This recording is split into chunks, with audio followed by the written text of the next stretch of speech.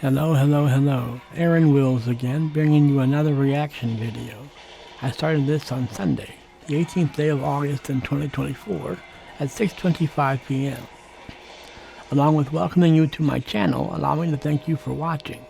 Please comment, like, and subscribe before sharing this video and turning the post notification bell on. I gotta bring up something way different this time. This is a video by Jenna Moreci, who's a author tuber, probably the biggest author tuber on the medium. Here we go. We'll play this, and she is writing. Pets, they like to go get it. Pet parents, they like to get it delivered. Thankfully, with AutoShip from Chewy Pharmacy, getting your pet meds delivered on time. This one's entitled "Writers Do Weird Shit." Let's see what they do.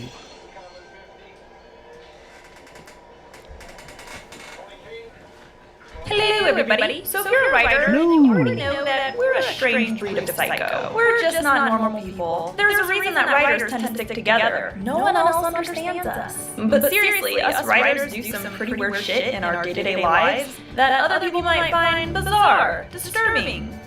And she says us, it's because she is a writer herself.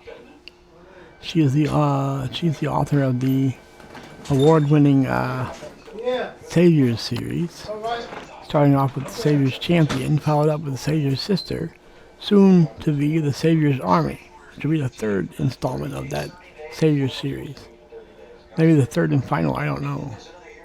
So when she says us and we, she is a accomplished writer, and she's giving writing advice. So let's hear what she has to say. Maybe even repulsive. So I'm here to tell you the 9 weird habits of writers. Why not 10? Because I'm a writer, and I keep things interesting. Or maybe I couldn't think of a 10th thing. As a newbie writer, you may not be able to relate to all of these things, but I'm talking about writers who are in the thick of it. People who are so far down the rabbit hole, there's no turning back. And if you're not quite there yet, this is where you're headed. Have fun! Number 1. Our hygiene is mediocre at best. Every form of hygienic maintenance becomes optional. Showering? Unnecessary. Deodorant? I'll get around to it. Until one day you realize, wow, I'm a fucking mess. Then you'll carve out an hour or two from your intense writing schedule to deep clean yourself. And I mean deep clean. Get all up in there. And then the cycle continues until you're a disgusting mess just a few days later. And don't even get me started on wardrobe choices. If you're a lady, then you already know that bras are just not a thing that happens ever. Bras are medieval torture devices. And we're not gonna wear them. Pants are also an optional item of clothing. Pajama pants, sweatpants, yoga pants, those are pants I can get behind. I may or may not be wearing sweats right now. But somewhere down the line, your work uniform is literally going to be your roll out of bed attire. Fine by me. Number 2, you will develop an unhealthy relationship with coffee. Coffee is the beverage of the gods. More importantly, it's the only thing that's going to help you finish that fucking book. You know, I'm not even a huge fan of coffee, but I still depend on it. It's like that friend we all have where we sort of kind of don't even like them that much, but we keep them around because they serve a singular purpose that we truly rely on. That's coffee for me. I love you, coffee. You're too good to me. I don't deserve you. Number 3. Starvation is a normal and unintentional part of our daily lives. It just happens. Not mine. You'll be on a roll, getting all your writing done, and then all of a sudden you realize it's 6 p.m. and all you've eaten is nothing. Oh, so that's why I feel fucking terrible. I'm literally starving. So then you binge on whatever's in the house. No need to actually prepare a legitimate meal. Because if you don't eat in 30 seconds, you'll probably die. So anything that can be microwaved or eaten right out of the bag, that's your dinner. Gourmet and healthy. That's how we do things. Suddenly, you've gone from a writing machine to a human garbage disposal. Just consuming whatever sustenance you need so you can get back to writing. Number 4. Somewhere along the writing process, you'll eventually transition into the nocturnal lifestyle. You won't even notice it until it's too late. But at some point in time, you'll realize, hey, I've gone to bed at 4 a.m. every single day this week, and I wake up at noon. You'll try to get back into a normal human sleeping pattern, but it never fucking happens. Because you get all of your best writer mojo at night. Why this is? Who knows? Actually, there's a bunch of scientific evidence that suggests that more intelligent and creative people go to bed later than less intelligent and creative. I write a lot overnight when I should be sleeping. One reason is because I have a problem sleeping. But then basically anytime I get an idea, I'll pop up and I'll get on my story and write it in. I'm slowly but surely getting up to the word count I'd like to leave the book at. Actually, I don't have a word count. I just want to tell the full story. I'm slowly but surely getting to the end of the story, just by little bits here and little bits there. I'm not a plotter. I'm a pantser, as they call us. I'm a pantser, and I'm getting there with my latest novel. My first novel I published already. Of people. But back to the topic. Eventually you'll succumb to the bleak reality that your life is gonna mostly go down at night. That means It's called The Bet, by the way. The Bet. Aaron Wills, The Bet. Check it out. Buy it if you can. I don't think Amazon has it anymore, because I think it's been too long since anyone bought a copy. They just took it down. Or Ingram Spark took it down. One of the two. I don't know. Somebody took it down. It wasn't me. It was Amazon or Ingram Spark. Whatever the reason, I don't think you can get my book anymore. Maybe Barnes & Noble or one of those places, but not at Amazon anymore, I don't think. I searched for it. If you search for it, it pops up, but then says it's unavailable. All right. Here we go. you're just cooking up dinner when everyone else is going to bed. And by cooking up dinner, I mean microwaving your cup noodle. Because we're writers, remember? Think of it this way. We're sort of like vampires. Maybe someone will write a BDSM erotica based off of our lives. Probably not. Number 5, we become hyper-emotional about fictional situations that we've created. Your mood is going to be completely dependent on your writing, or your lack of writing. Because missing too many writing days in a row is going to create some pent-up aggression in you. You know how you meet someone really uptight and you think, man, that dude really needs to get laid. It's the same thing, except we really need to write. Think of writing as the brain orgasm we desperately need to have. And when you are writing, your story's going to have a direct effect on your mood. Maybe you just went on a mass killing spree and 20 of your characters are dead. This will either send you into a spiraling depression, or you'll be super amped up from all the fictional murdering. Because you're crazy. Regardless of what it is you're writing, you will for sure at some point have a conversation like this. What's wrong? Even Jason aren't speaking to one another. Jason thinks That's her fiance, Cliff. I don't know if it's Clifton or Clifford or what it is, but he goes by Cliff. That's her fiance. I guess they're doing a little skit here. He's dumping him. Eve isn't even sure what she wants anymore. Are they gonna work it out in 5 pages? Yeah, but they don't know that. But you know that. But they're sad right now. You know they're not real. You just don't understand. Number 6, we feel genuinely upset when people ask to spend time with us, especially if we had a day of writing planned. And let's be real, we always have a day of writing planned. So your friends say, hey Jenna, I haven't seen you in like a year. Let's go out and do something. And your immediate thought is, what? I know, how fucking rude, right? It's so inconsiderate that your friends actually want to spend time with you. Talk about selfish. Once you realize that all of that is complete bullshit and you're crazy, you'll try to find a way to fit them into your schedule. But all your days seem so jam-packed with shit to do because you want to write every single day. Can we just talk online instead? Number 7, leaving the house is the greatest inconvenience ever. You don't leave the house unless you absolutely have to. Like if the house is on fire, then you'll leave. Maybe. How severe is this fire we're talking about? Leaving the house is inconvenient on multiple levels. 1, because you gotta leave the house. 2, because you gotta get fucking ready in order to leave the house. Need I remind you, our hygiene habits suck. So now I have to shower and brush my hair and put on a bra. Don't even get me started about makeup. What the fuck is this? And then once you actually leave the house, it's like, oh my hell, when did the sun get so bright? Holy crap, why are there so many people alive and existing? Word of advice, put on your introvert disguise. By that, I mean put some earbuds in your ears and sunglasses on your face. Sorry, I can't talk to you. I'm too busy pretending to listen to music. It basically lets the world know that you're an antisocial asshole who doesn't want to communicate with anyone whatsoever. In other words, an accurate representation of a writer. Don't talk to me, bitch. Number 8, if we must leave the house, then we bring our laptop everywhere. Think of it as a super expensive security blanket. You'll bring it to a doctor's office, to a restaurant, to a family function, and especially to a party. Because let's be real, you didn't want to go to that I don't know, some laptops aren't as expensive as some real good blankets. A real good weighted blanket can be more expensive than some inexpensive laptops. party in the first place. Someone made you go, am I right? And you know that no one's gonna talk to you the entire time because you're weird and antisocial. So you're gonna spend the entire party sitting in the corner and working on your laptop. And some people may find it rude, but you know what? They're wrong. It's not rude, it's a brilliant fucking idea. You did your obligatory monthly out of the house stint, and you were super productive. Best party ever. And number 9, when you do socialize with people, you're gonna realize that you have nothing to talk about. Nothing appropriate, at least. Because your life revolves around your book. And if you're like me, the stuff you find interesting in terms of your book's content is going to sound horrifying to other people. Let me give you an example. So what did you do today?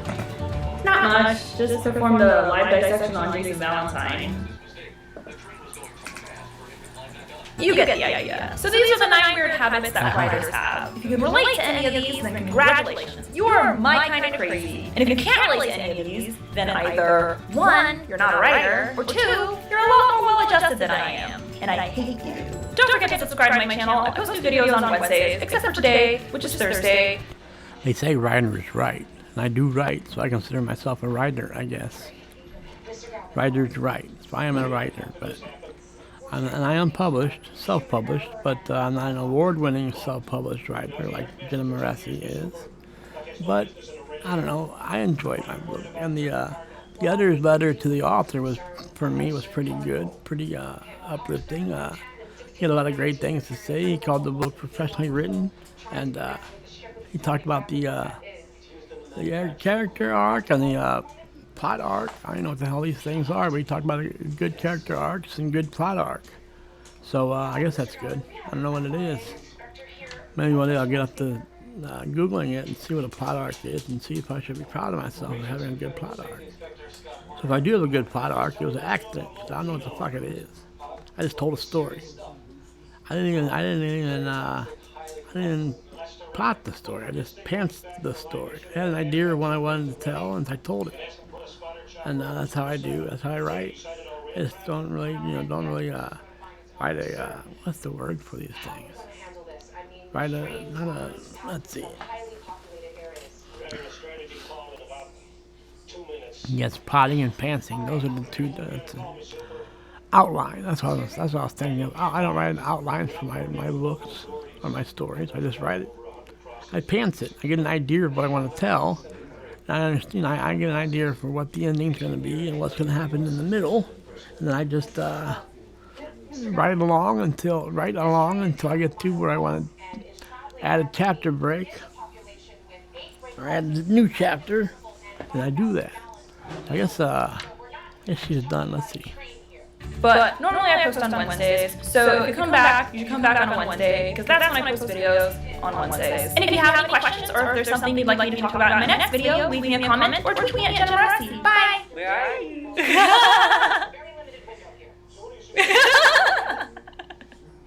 Yes, sir, I am. You know that I'm here.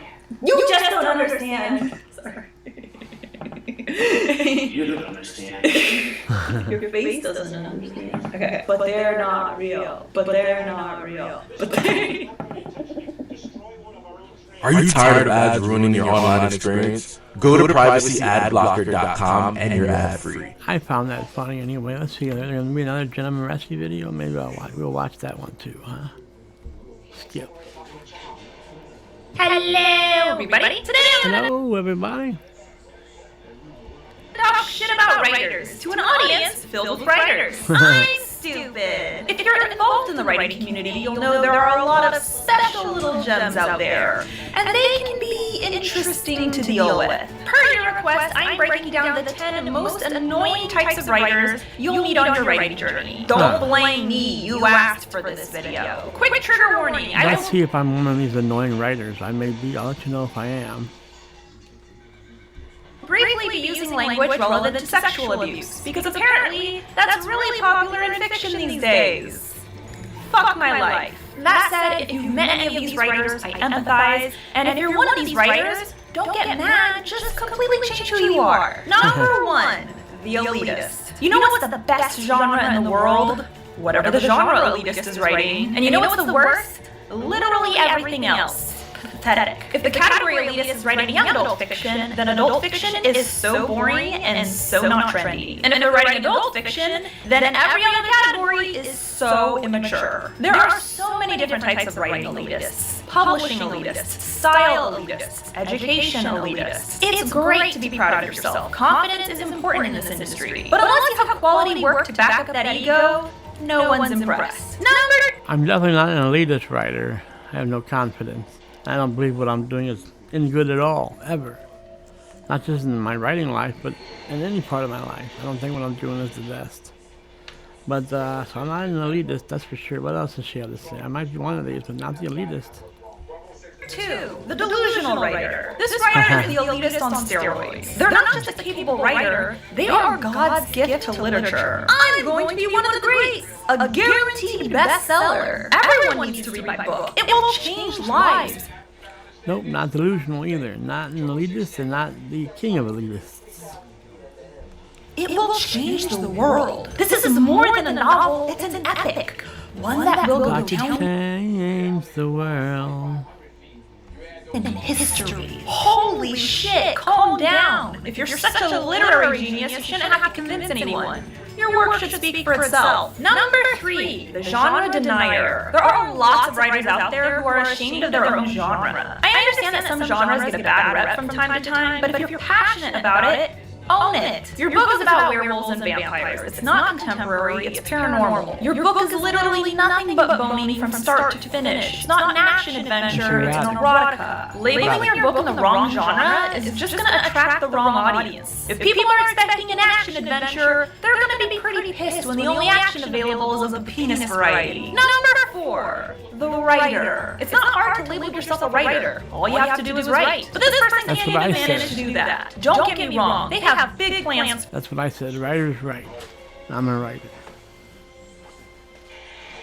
It's hard to label yourself as a writer if you don't even do that, but I do. I write a lot. I've been really working on my novel lately. I'm up to about 65,000 words. I still have a lot of story to tell. So I don't know. It's mine landed in around 80 or so. Which means I'll never be able to get it edited or reviewed. So we'll see what I do with it. Here we go. For their career. And you're going to hear all about it. So obviously I'm going to sign with one of the big 5, of course. But only if they offer me at least a $500,000 advance. I mean, I'm not a peasant. Oh, and Emma Watson is going to star in the movie. But then when you ask for evidence of their work, suddenly their delusions of grandeur fade to silence. So, how far along are you in terms of writing? I mean, define writing. Now, sometimes these writers do actually write. For a day. Every 3 months.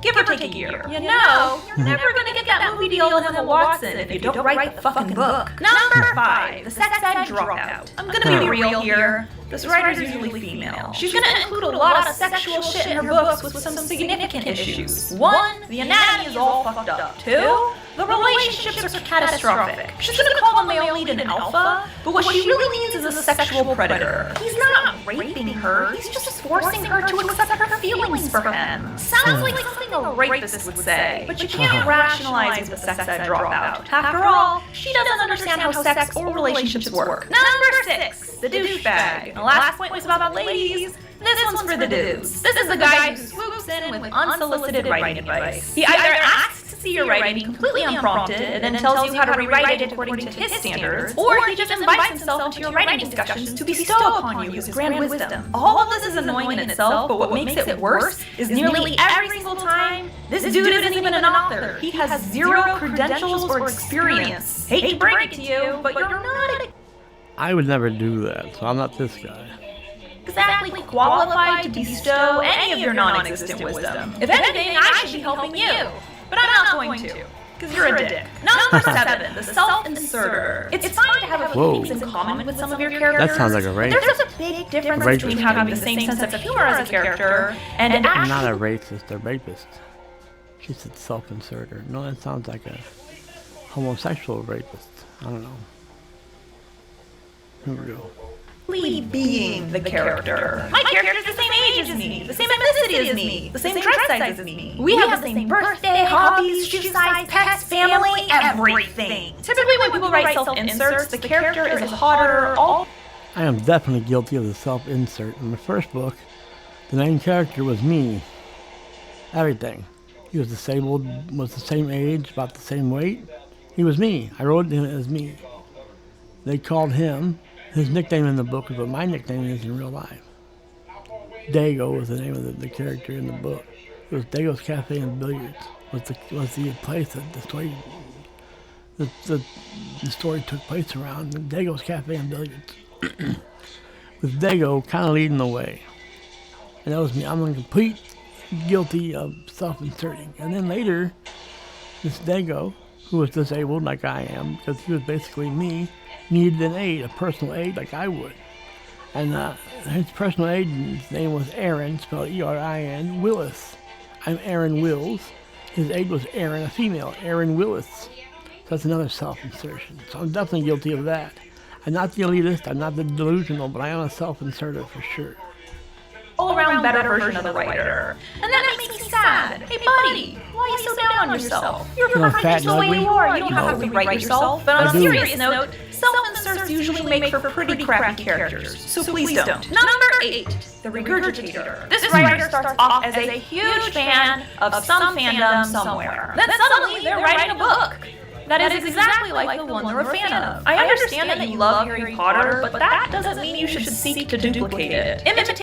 Definitely not guilty of that. Not guilty of that at all. Although, being a big fan of Nicholas Sparks, I did some of Nicholas Sparkisms did kind of creep their way into my books. Just different things he said, like, he like Nicholas Sparks will say a lot that he brushed a strand of hair behind her ear, and I used that in my book. I like the idea of that. He takes and puts a strand of hair behind her ear before he kisses her, or he just looks at her. I like that, so I stole that and put it in my first book. So I am that, whatever she said that was. Imitation may be the highest form of flattery, but it's the lowest form of creativity. If all you can manage to do is copy existing stories, maybe you gotta ask yourself why you want to be a writer in the first place. Number 9, the writer who is controlled by their characters. My characters have a mind of their own. They won't do a single thing that I say. So finally I was like, okay, you win. I'll go get Starbucks and not write any. That's not me, although I would like some Starbucks for sure. And my characters don't stop me from writing. Sometimes my what they call writer's block, which I realize now is just a lack of preparation, stops me from writing. I know now that preparation is a way to kill writer's block. Just as you like to kill stage fright, preparation also is a way to kill stage fright. Just be prepared when you go on stage with knowing your lines backward and forward, and you'll be just fine. And the first line that comes out of your mouth, your stage fright goes away, and now you're in there, amped up, and you're using your nervousness, not to forget your lines, but to get amped up for the performance. Here we go. Thing. Silly characters. Do you hear yourself? You're scaring the children. Look, you're not fooling anyone. We all know you're getting the blame for your shortcomings on make-believe people. It's the adult version of spilling your Cheerios and blaming your imaginary friend. It's not your character's fault that you didn't outline. It's not your character's fault that you're struggling with the plot. And it's certainly not your character's fault that you didn't write today. Why? Because your characters don't exist, and you know it. And number 10, the writer who cannot handle solicited feedback. You sign on to be this person's beta reader or critique partner and instantly regret your existence. I think your MC is kind of two-dimensional. How dare you? There are a lot of issues with the structure of your plot. That is a lie. I will smother you in your sleep. Criticism can be hard sometimes, but if you don't want feedback, why'd you ask for it? Maybe in the future you should specify that you're exclusively looking for empty praise. And bonus option number 11, the cyborg writer. She has a YouTube channel where she sits around making fun of other writers. What gives her the right? That's her. She's the cyborg queen. She's talking about herself. Jim Marassi, the cyborg queen. She's talking about the cyborg writer. Also gives out free writing advice, but like, Is she even qualified? She says the F word every other fucking sentence. That's not fucking ladylike. And I heard that when middle-aged men ask to buy her 3-day wear panties, she doesn't even respond. That disgusting bitch. I would never. I'm not that. I don't do that. There you have it. Those are the extra special writers you'll meet throughout your writing journey. Worse. And my buddy Brandon, that you often hear me talk about on this channel, he, for whatever reason, is kind of into that. You know, worn panties. From my understanding, he won a girl's panties in the pool hall one night. And I lost them back. I thought he just won, I don't know. He wanted them. I didn't realize that. I don't know what happened, but I somehow lost them back to her. So he had given back to her. You know, I'm not into worn panties. I don't want to smell some pussy and some dookie. But that's what he likes, I guess. I don't know. I know he was mad at me for losing them back to her. And here we go. Strange bunch. But at the end of the day, none of us are perfect. We all have our faults because we're all human. Well, most of us. Don't forget to subscribe to my channel. I post new videos on Wednesdays. Got my book available on Amazon right now. You can also order a signed copy. The links are listed below. And if you have any questions, be sure to tweet me at JennaMorassi. Bye. Bye.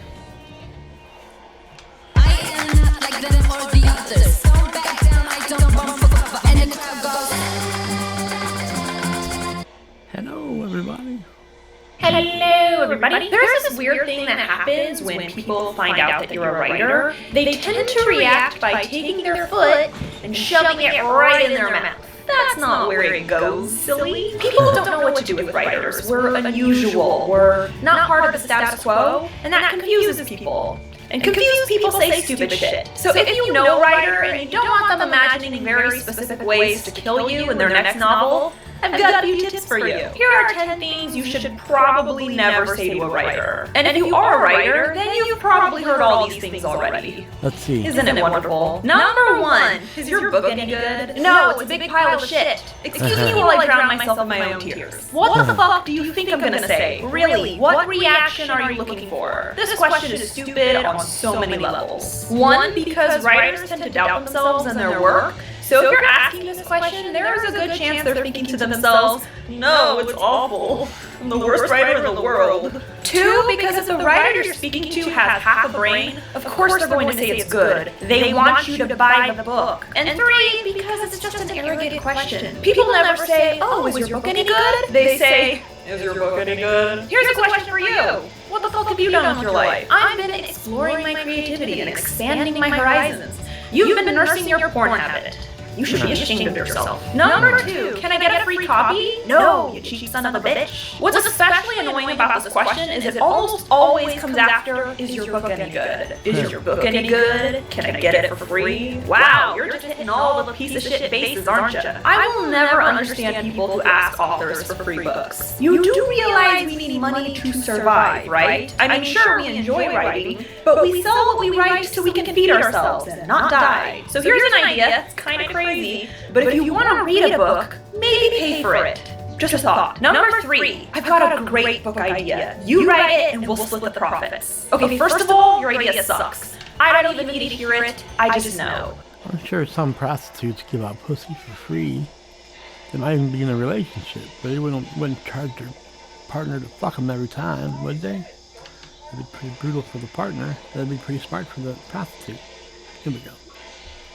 Second of all, I've got my own ideas to write. I don't need your werewolf, Bigfoot, torture sex, love triangle hogging up my time. But Jenna, my idea is brilliant. It's gonna make us rich. Actually, none of those things are true, and you're an idiot. It's even worse when someone wants you to write their life story. I don't need to hear about your shitty life. I've lived my own shitty life. I've got it covered. Number 4, can I be in your book? Oh yeah, I've only spent years of my life orchestrating this masterpiece. Let's make it all about you. Now this person comes in a variety of packages. There's the one who just wants their name in your book, which wouldn't be that annoying if they didn't always have the worst name ever. Can you put my name in your book? Sure, Dan Danson. Your name is so colorful and fun. Can't wait. Then there's the person you absolutely can't stand who wants a character based on them. See, that might be a problem because it turns out I already have an intolerable shrew in this book. But the last person is the worst. This person not only wants their own character, they've got very detailed specifications about that character's role in the story. Okay, so the character needs to be beautiful, of course, but not unapproachable. Think of a combo between Megan Fox and Kate Hudson, you know, like me. She should be really strong and heroic, but also kind and compassionate. I don't know who Megan Fox is, but I know Kate Hudson is, and she's pretty hot. That's the one I'm thinking of, isn't that Goldie Hawn's daughter? She's pretty hot. So, Megan Fox is hot, then to be a combination of Megan Fox and Kate Hudson, that's quite a combo. So then chick's probably just bragging on her, so that's just bragging. Really smart, but quirky and fun. And she definitely likes cats, not dogs. And she has a really big sword, and she can fly. I'm sorry, do you want to write the character? Or how about the entire book? I actually think you don't need me at all, so I'm just gonna go. Number 5. Oh, I totally write a book. You know, if I had the time. Right, because that's why I'm writing a book. I just have lots and lots of time. Some writers, when they hear this, get personally offended. They take it as an insult to all the hard work and sacrifices they made in order to write that book. When I hear this comment, I'm not offended. I just think the person who said it is delusional. It took you an entire hour to compose a proper email, and you think you can just write a book when you have the time. Okay, crazy. Good luck with that. Number 6. So what's your real job? Oh my gosh, I had no idea writing was an imaginary job. What else isn't real? Are you real? Am I real? In all fairness, a lot of writers work a second job along with their writing, but for some of us, this is it. This is the job. And even when you... Writing isn't my job. As a matter of fact, I don't have a job. But I wasn't a writer. I hated writing before my stroke. The reason I even started writing was because, well, I've always been an imaginative person. I always like to tell stories, even made up stories. I usually like to embellish on the truth. I'll tell a true story and then add a few good things in there to make me look better or make the situation funnier or scarier or whatever the case is. I don't have a problem admitting to that. So I've always been, and I always like to be creative and tell stories. But I never done any of that. I used to hate doing that on paper or on computer. I never had a computer until after my stroke. The first computer I owned was when my buddy Andy gave me one of his old laptops. That was the first computer I ever owned. And then from then, when that crapped out, I had to buy a laptop, and so... and in 2020, I think it was, just after the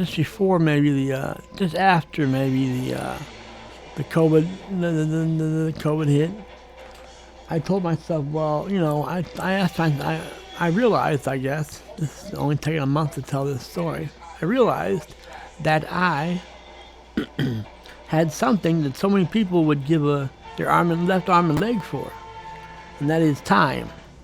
I had a ton of time on my hands. I didn't work.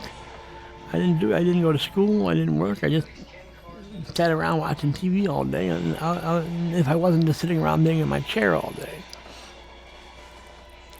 So I told myself, what could I do with all this time? And I said, well, I think I'm going to write a book. So I wrote my first book. It's called The Bet. I really like how it turned out. It really came, I'd say it came easy, but I wrote it in a month. I'd say I wrote it in about a month. It just all came together. I knew exactly what I wanted to tell. And then, I knew what was going to happen. I had it pretty much, I didn't plot it, what's the word again? Not plot it, I didn't outline it. I just knew exactly what I wanted to do with it. And I pantsed the dialogue as it came up. And I knew these two people were going to confront each other. I just pantsed the dialogue that day. The dialogue goes so easy for me. It goes so quickly. And you can pick up a lot of word count on dialogue, along with your the prose in between. Things like Johnny sat down. I was thinking. He started. So then, like that, Johnny sat down is words, and then I was thinking. He started are also words. Johnny sat down, and then quotes, comma quotes. I don't know how. I'm not gonna. I wouldn't know exactly how to publish. I wouldn't know exactly how to punctuate that for sure. So I'm not gonna start it. What am I talking about? I wrote a book because I had time. That's what I'm getting down to. And I don't do it professionally, and I never will. I don't believe. It'd be great if I could, but I won't. I wrote the book because I had time, and I'm happy how it turned out. Explain this to people, it usually goes in one ear and out the other. They'll either say, but writing isn't a real job, or must be nice not having to work. What makes you think writing a book isn't work? Have you ever tried writing a book? No, you haven't. Why? Oh, it sounds hard, it's overwhelming, it's time consuming, it's work. I work myself to the bone. My hands have turned into mangled claws. Do you see this? Do you see this? This isn't normal. Number 7. You're so lucky. I wish I could do nothing all day. This comment is similar to the last one, except it takes it one step further. Not only do we not work, we don't. That's reminds me of people who say, well, I can't wait till I can just sit around all day, referring to the fact I'm in a wheelchair. I'm saying, try it. Try it, motherfucker. Try it for 8 years, 16 years now. Try it for 16 years and see how much you like it then. Remember, you can't get up and walk. You can't walk ever. You have to sit in a chair. You're lovely sitting in a chair all day. You have to. You have no option of getting up and walking. Try it for a fucking year, pal, much less 16 years. So now they're talking about, let me see what she's talking about. We don't do anything. Books just materialize on our computer screen. It's magic. There's this misconception that writing is doing nothing because it requires you to sit on your ass for long periods of time, which I mean is a logical conclusion to draw because it's not like any other job requires you to sit on your ass, like, say, an accountant or an analyst or a stockbroker or a million other jobs. And I would know because I worked those jobs. And guess what I did all day? I sat on my ass. Just because my workstation is my bed doesn't mean I'm not working. It just means that my workstation is a lot more comfortable than yours. And I need that comfort because my job is slowly driving me insane. Number 8. So is your book going to be the next 50 Shades of Grey, or Twilight, or The Hunger Games, or literally any book that was popular enough to be turned into a movie within the last decade? This isn't really offensive, it's just kind of trite. First, it just makes it sound like you're one of those people who just watches the movie. I don't need to read the book. The movie's always better, right? No. Those people are crazy. Second, you literally have... I would say almost always, the book is better than the movie. My mother read every single word of Stephen King and Richard Bachman that she knew of at the time of her death, and she very rarely liked Stephen King. And there was a billion Stephen King movies out at the time of her death, but she very rarely liked the movie. She loved his writing. She loved his books. Like I said, she wrote every word written by Stephen King and Richard Bachman at the time of her death that she knew of. Anything published under Richard Bachman or under Stephen King, she read. She rarely liked the movie better. I don't think she ever liked them. I don't know if she ever liked the movie better. I haven't read The Body. I never read The Body, but I'm sure I like Stand By Me better than The Body. Only because I think it's such a great movie.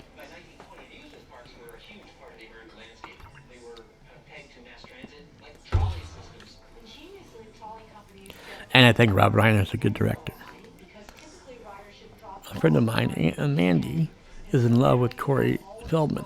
He was in that movie. Here we go. I have no idea what my book's about. Why are you just randomly assuming that I'm writing about BDSM? Actually, you know what? Maybe I don't want to know. And lastly, a fraction of writers ever see their books become movies. The average professional writer is not aspiring toward that. We are in this for the passion of telling stories, not for the fame. And if you are in it for the fame, you've made a horrible mistake. Number 9, you should take a break. Writer's block? Take a break. Trouble outlining? Take a break. Not feeling inspired? Take a break. Okay, now taking all these breaks into account, I'll probably get this book written in about 50 years. Professional writers know that in order to finish a book and do well in the industry, you gotta bust your ass. You can't take a break every time you feel uninspired. You know what would happen if you were working a regular job and you took a break whenever you didn't feel like working? You'd get fired. You'd get fired. So when you tell me take a break, I hear, I want you to fail. Not cool, random idiot. Not cool. And number 10. Take a break. Done yet? If you want to send a writer spiraling into a rage, this is the question to ask. Are you done with the outline? Are you done with the chapter? Are you done with the book? No, I am not done. Stop asking. Here's the deal. Us writers are concentrating really hard, and having you hover over our shoulders going, are you done yet? Are you done yet? Are you done yet? Are you done yet? Not helping. It takes time to write a masterpiece. I'll tell you when it's done. I promise. So no more of this shit. Are you done yet? I am a "Are we there yet?" passenger for sure. I am a "Are we close yet?" passenger. When it's very uncomfortable, I'm a very impatient person. Very impatient. So when something's taking forever, now I'm in riding in the back of a bus in a wheelchair is very, very uncomfortable. It's very painful at times. It's just a very bumpy, brutal ride. So oftentimes when I'm with in a bus going here or there, I will ask, are we getting close? Are we getting close? Are we getting close? And it bugs the shit out of the driver, but sometimes I just need to know. It could be another hour and I don't know what the fuck to do. Or it could be another half hour or whatever and I'm feeling a little better. Whatever the case, she's talking about people who are asking if you're done with your book yet. Yet? Are you done yet? Are you done yet? Are you done yet? So there you have it. 10 things you shouldn't say to a writer, unless you want them to hate you. But then again, we're largely antisocial, so there's a good chance that we already hate you. And if you're a writer and someone says one of these things to you, don't worry, you'll develop a tolerance eventually. So I'm told. With that said, don't forget to subscribe to my channel. I post new videos on Wednesdays. Eve the Awakening is still available in ebook and paperback on Amazon right now, so check it out. Signed copies are available too. Link is in the description below. And if you have any questions or if there's something you'd like me to talk about in my next video, be sure to tweet me at Jenna Moresi. Bye! Bye. Hello, everybody. Bye. Keep all your passwords safe. Choose Chrome. Hello, everybody.